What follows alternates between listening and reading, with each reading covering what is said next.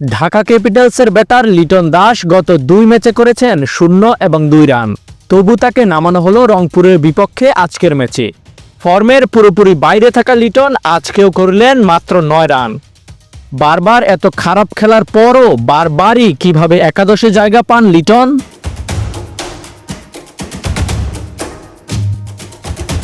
এই প্রশ্নের কিছুটা উত্তর পাওয়া যায় ঢাকা ক্যাপিটালসের কোচ খালেদ মাহমুদ সুজনের বক্তব্যে। নিজের প্রিয় পাত্র লিটন প্রসঙ্গে তিনি বলেছেন, লিটন আমার অন্যতম পছন্দের ক্রিকেটার।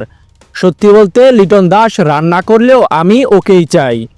আমি জানি ও কেমন ক্রিকেটার, কেমন সামর্থ্য আছে ওর।